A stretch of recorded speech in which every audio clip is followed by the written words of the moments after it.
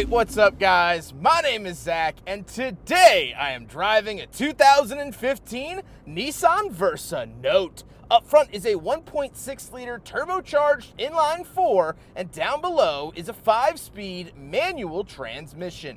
Now I am super excited to be driving this Versa Note because this is what I would consider a relatively heavily modified Nissan Versa Note, which this isn't a chassis that people normally modify or add power to or really glance at more than once at a CarMax parking lot. And so today we're going to be driving a big turbo tuned Nissan Versa Note, which I never thought I would ever string together into a sentence. But if you'd like to submit your own vehicle and have it reviewed here on the channel, you can head on over to my website, zackpradel.com/submit. It's a quick and easy submission form. It takes under a minute to fill out, and I come out to you. And if you'd like to see all my videos weeks or sometimes months in advance, you can head on over to my Patreon for only $5 a month. But before we get back to anything else, let's talk about the modifications done to this Versa Note, because boy are they plentiful. OEM Nismo body kit, Nismo 4.21 transmission, where the US is normally a 4.09, Nismo LSD, Nismo reinforced motor mounts, Nismo intake manifold, a Greddy GT205 2S turbo, lots of vibrant parts, HKS silent high flow exhaust, N-Tech transmission mount, N-Tech fender extractors, entire Cusco catalog, meaning front lower X brace, middle lower brace, rear sway bar and front stray bar, carbing in-cabin C-pillar brace, spoon subframe collars, BC coilovers, feel-good polyurethane top hat bushings, Z32 front calipers with Renault Twingo 280mm rotors, Project Mu rear shoes, ORC clutch kit with an 11-pound flywheel, Greddy Profec, Cobra Motorsports Suzuka T-bucket on bride rails, uprev tuned on a Canadian Micra ECU, so that's from a Nissan Micra, 16x7 RPF 1s with 225/50 RT660 wheels and tires, and at low boost, this makes about 180 horsepower at the wheels, and in high boost mode, it makes 240 horsepower at the wheels. Weighs about 2,200 pounds, still has the cat, and is running on 93 octane. So that is a big long list of word soup, but what does that mean? Well, let's see what that means. All right, let's see, rolling into it.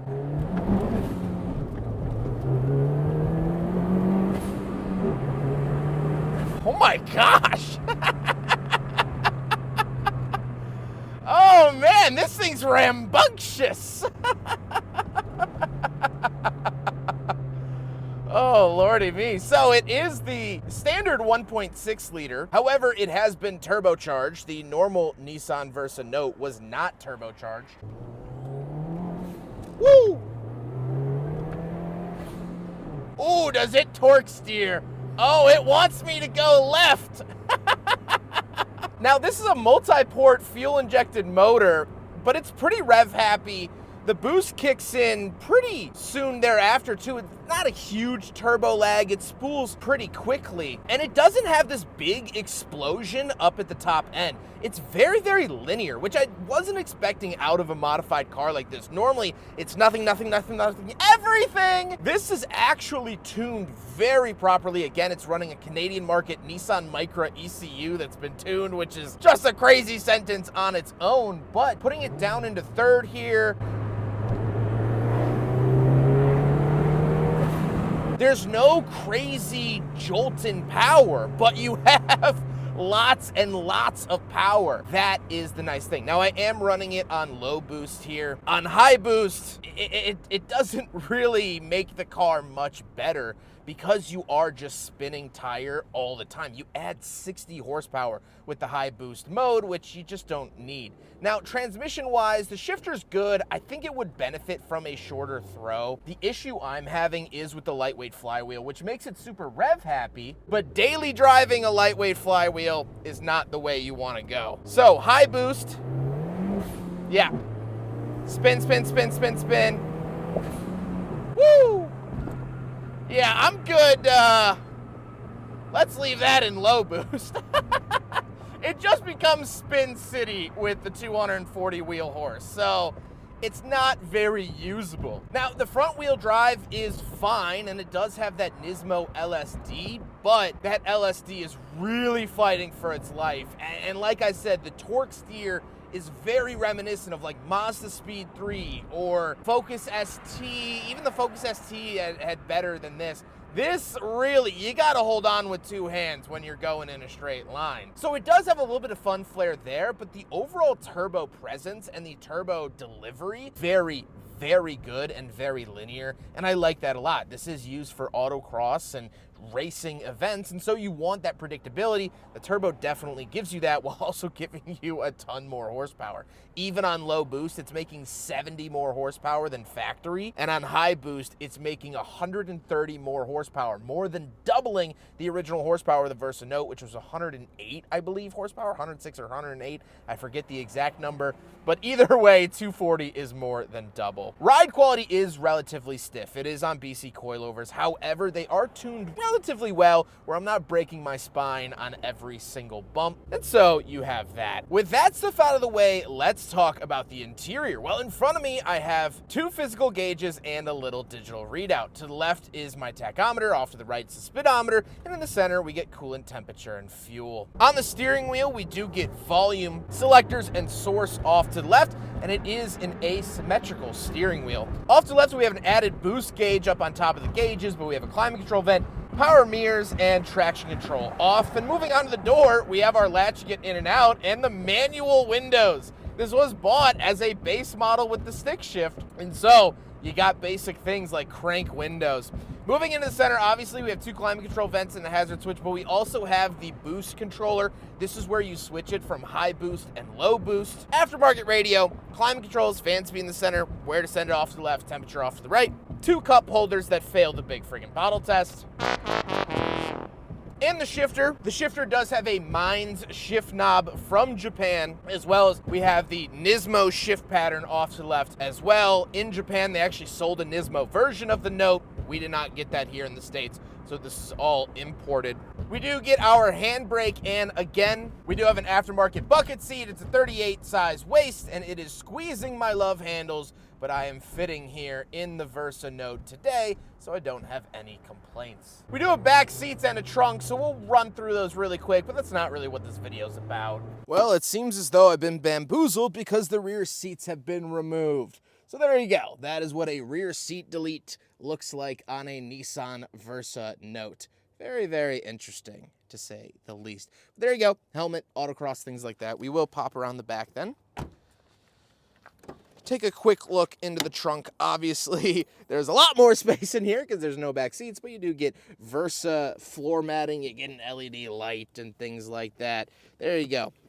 Some spare parts, oil, things of that nature. But that is the rear trunk space of this Nissan Versa Note. Totally not the point of this video, but I figured some people would get mad if I didn't show it. So there it is. I hope you're happy. Now we gotta talk about the looks. And again, this is modified. So we do have that OEM Nismo Nissan Note body kit. The owner actually bought these parts at Up Garage in Japan and shipped them back to the United States. Love to see that. These are genuine Japanese bumpers and side skirts. Again, has those aftermarket wheels, the fender vents, all of it together. I like that it's all very functional. He needed different wheels to fit bigger tires. The fender vents help cut down on front end lift. Well, I guess the Nismo kit is just a cooler looking kit, so I guess that's for aesthetics. But other than that, it's a very usable and very utilitarian look to the Versa Note that I really, really like.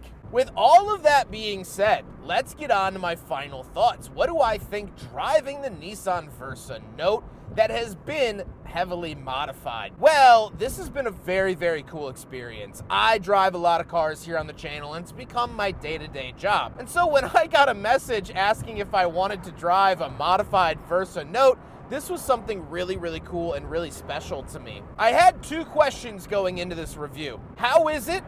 And why? Let's talk about the first one first, because that seems like an easier question to tackle. How is it? It's great. It does have that modified car feeling, and there are some kinks to be worked out. You can tell that this chassis was never meant to make 180 horsepower, let alone 240. And so you get those weird quirks of a ton of torque steer. You get the weird quirks of the fact that it's not really built to be doing this. But that's cool. That's what makes it cool, is that you get a very, very singular experience that you're not going to be able to find in a showroom. You're not going to be able to go to Nissan and say, hey, I want a crazy Nissan Note that scares me under acceleration.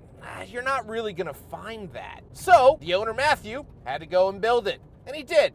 He did a very good job of it. But let's get on to the harder question, the main question, the question that we're all here to answer. Why? Why on earth would you do this to a Nissan Versa Note? Arguably, a Honda Fit is a better chassis for this type of modification or road course track stuff. Or there's so many other performance car chassis. Why wouldn't you just go pick up an S chassis, pick up a Miata, pick up an S2000? I mean, what the heck is wrong with those? Well, nothing's wrong with those. There's something special about doing something that other people just aren't. When I asked the owner how many other people are, in the modified Nissan Versa Note groups, he said none. He doesn't know anyone else here that has something as heavily modified as this. Apparently there's a guy in Japan and there's a guy in Puerto Rico that have something similar to this, but that's about it, or at least all that he's been able to find. There's a certain pride that comes with building something just out of the ordinary, and there's a certain pride that comes of piecing things together, making Renault Twingo brakes with Z32 calibers work, for piecing together by hand the Nismo kit, from going to 5 different up garages in the Tokyo area and shipping them back here, putting them on, making sure they fit properly. This car isn't just a homegrown garage build, which it is, but it's also an international build. Renault brakes are from France. That's from Europe. The body kit's from Japan. Built in the US, reviewed by an American. That's what makes this car so unique. It's this sort of group project coming together and coming to fruition and finally making sense. Is this anyone's first pick for a track toy? No. Am I, after this video, going to go tell you, hey, if you want a track car, you need to buy a Nissan Versa Note? No. But this is so ridiculously cool, and it's so special, and it's so unique. No one else is driving something quite like this, and you know that every track event that you go to, you're gonna get looks, you're gonna get attention, and people are gonna ask you a lot of questions. And I am just so impressed at the Nissan Versa Note for actually holding up to everything that the owner Matthew has thrown at this thing. I hope you guys enjoyed the video. Huge thank you to Matthew for letting me borrow his Nissan Versa Note for today's video and coming out to the suburbs to let me review it. I appreciate him taking up part of his Saturday morning for me. He's been absolutely wonderful to work with. Such a cool and unique and interesting build, and I'm so thankful that someone like Matthew has actually put it together. But I hope you guys enjoyed the video. Don't forget to rate the video, comment on the video, and subscribe if you really liked it. Take care, guys.